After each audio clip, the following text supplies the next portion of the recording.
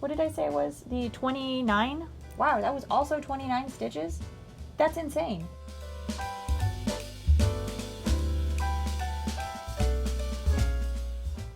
And now we're back with stitch number 21. So yay, my gosh, we have very few stitches left. We're doing a total of 30 and we're almost there. I'm so excited. Okay, so stitch number 21 looks like this. Yay! And then here's the back. So this one's just really cool. I swear, I love all of these stitches, but I tell you this in every video, so I'm just not even going to say it. All right, so this one has got a very interesting multiple. Normally we're doing like the 3s and the 4s, and all right. This one is 6 plus 5. I know. It took me forever to figure that one out too. I don't even know how many times I crocheted this square because I wanted it to be even on both sides, and yeah. Anyway, so multiples 6 plus 5. And then we're going to do 23 rows. All 3 of these last squares that we've done have all been 23 rows, which is kind of cool. Anyway, so 23 rows. That does not include the foundation row and the bind off. So that's that. And yeah, so let's get started. As you know, we've done in the past few videos, we're going to start off on a foundation row. If you're new to this, go check out the playlist for the Tunisian sampler throw and just start from video number 1 and catch up with us. I show you how to do all this stuff. So beginning in stitch number 2, you're going to do an extended Tunisian simple stitch.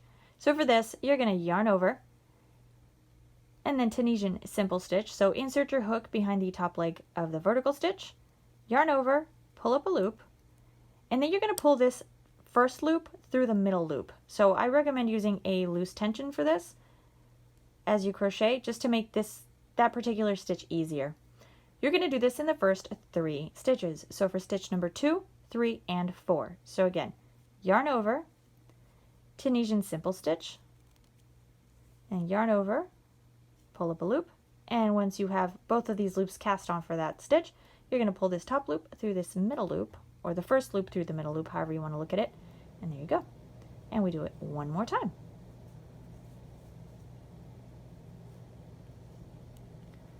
Alright, so that is the first 4 loops of our hook, or the first 3 crocheted stitches. Now, for the next stitch, we're going to yarn over and skip. And then you're going to have to cast on into the next stitch. But because the next stitch is also going to be an extended Tunisian simple stitch, you're going to have to yarn over a second time. So yarn over again. So you'll have 2 loops like this. So go into the next stitch. So remember, we skipped this one. So go into the one next to it. Yarn over and pull up a loop, and then pull this first loop through the next loop. So it'll look like this.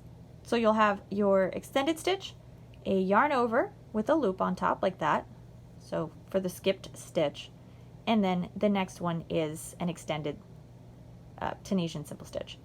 And then we're going to repeat that one more time. So this whole process. So you're going to yarn over twice, so 1, 2, skip the stitch, and then extended Tunisian simple stitch. Okay, so this is going to be the first of 3. So there's 1, and then 2, and then 3. So that we have a section that looks like this one. So there was 1, and we yarn over, and then 3.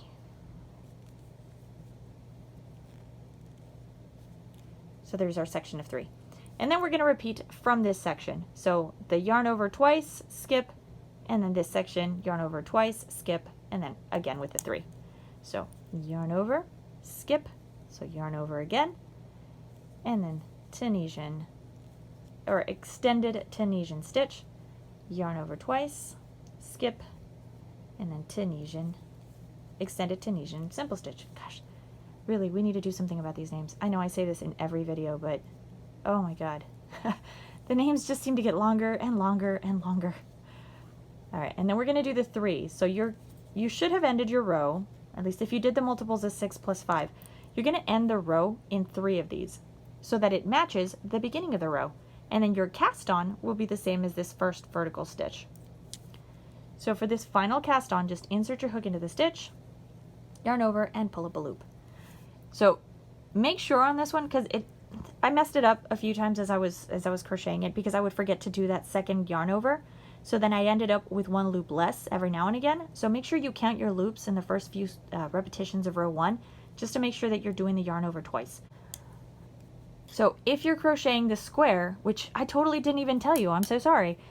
If you're crocheting this square, you need to chain 29. I didn't even tell you, sorry about that. So 29 stitches. So if you did your chain of 29, you should have 29 loops on your hook. All right, so the return pass is simple. It's just a regular return pass. So yarn over, pull through 1, and for the rest of the loops, yarn over, pull through 2 until you are left with just the 1 loop on your hook. Now pay special attention when you crochet this yarn over, because if you're working really quickly or you're watching something and not paying attention, it is really easy to pull it through with the previous stitch. And then what's going to end up happening is you're going to tighten the tension on your fabric, and you're going to end up with this. I will show you exactly where. Boom, right there, right there.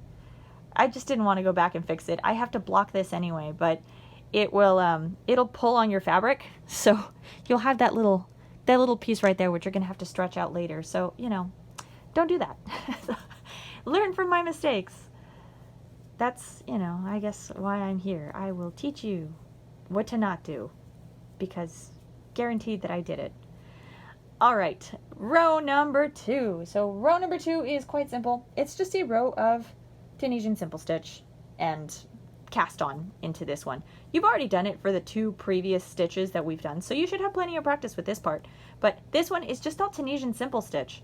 So Tunisian simple stitch 3, so there's the first one, and then go into the next one, and then go into the third one.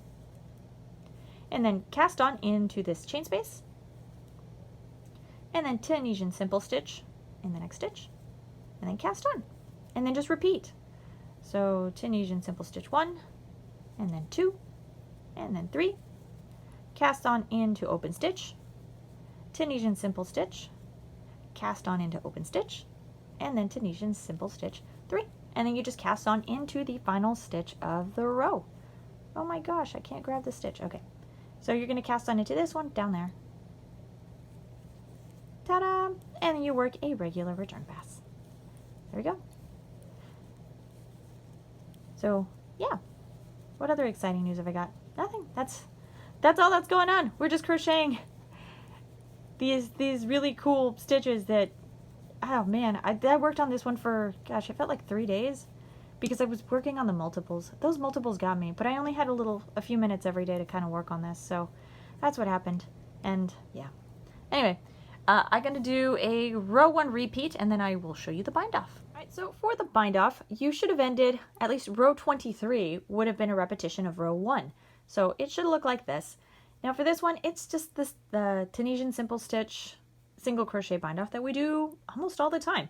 So Tunisian simple stitch into the stitch, yarn over, pull up a loop like that, and you're going to yarn over and pull through 2. So you close in a single crochet. So you cast on a simple stitch, and then single crochet close, and then you repeat. For the open stitch, you're just going to cast on, or single crochet if you want to look at it that way. So just plain simple single crochet, and you just repeat. That's all there's to it, and that is your bind off.